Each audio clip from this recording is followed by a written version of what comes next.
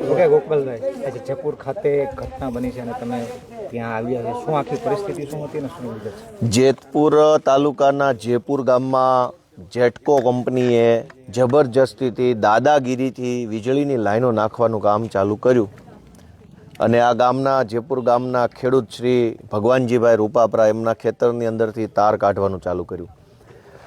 એમની મંજૂરી નથી, એમને પસંદ નથી, એમને પૂછવામાં આવ્યું નથી, એમને ત્યાં સર્વે થયો નથી, એમને કોઈ સહાય ચૂકવવામાં આવી નથી, કશું જ નહીં. સીધું જ પોલીસ લાવી દાદાગીરી કરી અને એકદમ ગુંડાગીરી સાથે લાઈન નાખવાનું કામ ચાલુ કરતા આ ભગવાનજીભાઈએ પોતાના ખેતરમાં ઘઉં વાવ્યા છે, શિયાળુ ઘઉં, અને એમાં ખૂબ મોટા પાયે નુકસાન થયું ઘઉંમાં.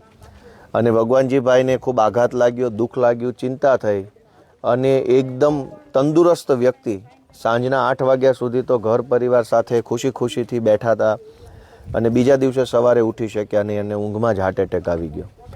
આટલા સ્વસ્થ વ્યક્તિ જેટકો કંપનીની દાદાગીરીથી કંટાળી ત્રાસી જઈને એટલા ચિંતામાં આવી ગયા કે એમને એક હાર્ટ એટેક આવી ગયો, એમનું મૃત્યુ થયું.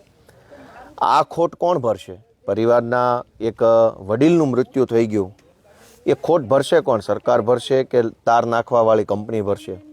ગુજરાતમાં ભાજપની સરકારે ખુલ્લેઆમ દાદાગીરી અને ગુંડાગીરી ચાલુ કરી છે અને આ ગુંડાગીરી એવી છે કે ગમે ત્યારે ગમે ત્યાંથી ગમે તે લાઈનો નીકળે છે. કોઈ પૂછવાવાળું, કોઈ રોકવાવાળું, કોઈ કાયદો નિયમ કશું જ નથી. સરકારી માણસો, ભાજપની સરકાર અને કંપનીના માણસો, આ ત્રણેય લોકોએ મિલીભગત કરી ગેંગ બનાવી અને ગુજરાતના લગભગ 800 જેટલા ગામડાના ખેતરોને ચૂથી નાખવાનું કામ કર્યું છે.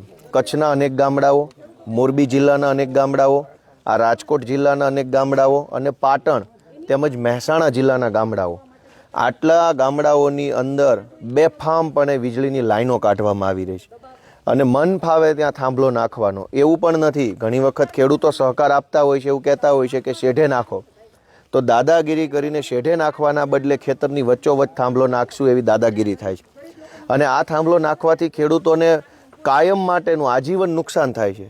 એક ખેડૂતના 10 વીઘાના ખેતરમાં જો સરકારી થાંભલો આવે કે કંપનીનો પ્રાઇવેટ થાંભલો આવે તો એ ખેતરની જમીનની કિંમત ઘટી જાય છે, એ જમીનની પછી માર્કેટ વેલ્યુ ઓછી થઈ જાય કેમ કે એમાં થાંભલો છે. એ જમીન ભવિષ્યમાં એને નથી કરાવી શકાતી, એટલે એ પણ પ્રકારનું નુકસાન થાય છે. બીજું કે એ જમીનમાં ભાઈઓ ભાગ પાડવાના થાય ત્યારે એ જમીનમાં ભાઈઓ ભાગમાં પણ લોચો પડે કેમ કે થાંભલાવાળી જમીન કોના હિસ્સામાં જશે એ વાતને લઈને તકરાર ઊભી થાય. આમ ખાલી માત્ર એક થાંભલો નાખવાથી ખેડૂતને આજીવન નુકસાન થઈ રહ્યું છે, છતાંય કોઈ સરકાર સાંભળવાવાળી નથી. આજે આ ભગવાનજીભાઈનો ભોગ લેવાયો છે, હજુ આંખ ખુલે તો સારી બાબત છે એવી વિનંતી કરીએ છીએ અમે. તો જંત્રી પ્રમાણે ભાવ નથી મળતા એવી પણ વિગત છે. ભાવ આપવાની વાત જ નથી. ખેડૂતને જંત્રી પ્રમાણે ભાવ આપો, વળતર આપો, એ વાત તો વાહિયાત વાત છે. પ્રાઇવેટ કંપનીનો થાંભલો મારા ખેતરમાં નાખે તો મારું ખેતર છે એને વેચાતું લઈ લેવું પડે. જેટલો થાંભલો નાખવો છે એટલી જગ્યા વેચાતી લઈ લો, તમારા નામનો દસ્તાવેજ કરાવો, મને જે ભાવે પોસાય એ ભાવે હું વેચીશ ને તમને જે ભાવે પોસાય એ ભાવે તમે ખરીદો ને લઈ લો ને પછી દિવાલ લગાવી દો. પ્રાઇવેટ કંપનીનો થાંભલો ખેડૂતના ખેતરમાં શું કામ? અને સરકારી માણસોની હોશિયારી પણ ઓછી નથી. અનેક જિલ્લામાં કલેક્ટરો અને એડિશનલ કલેક્ટરો છે એ ખેડૂતોને એવી વાહિયાત વાતો કરે છે, હોશિયારીઓ મારે છે કે તમારા ઘરે લાઇટ ક્યાંથી આવે છે. જ્યારે કોઈ ખેડૂત વિરોધ કરે છે પોતાના ખેતરમાં થાંભલા બાબતે તો કલેક્ટરો એવું કહે છે કે તમારા ઘરે લાઇટ ક્યાંથી આવે છે, એ પણ કોઈના ખેતરમાંથી આવતી છે.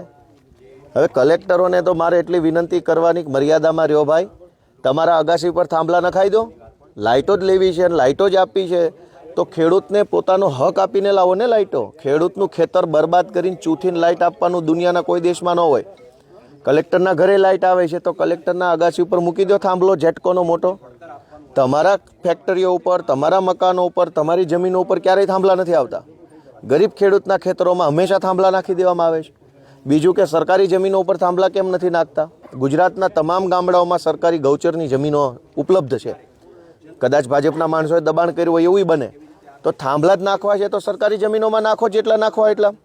સરકારી જમીનોમાં થાંભલા નાખવાના બદલે ખેડૂતોના જમીનમાં થાંભલા નાખવાના. ઉપરથી પાછા કલેક્ટરો, ભાજપના માણસો અને કંપનીના માણસો પોલીસ સાથે મળી ખેડૂતને દબાવે છે. આ દાદાગીરી જે છે એ બિલકુલ વ્યાજબી નથી. આમ આદમી પાર્ટી આ દાદાગીરી સામે લડી રહી છે અને ખેડૂતોને વિનંતી છે કે બધા ખેડૂતો ભેગા મળીને આનો વિરોધ કરે.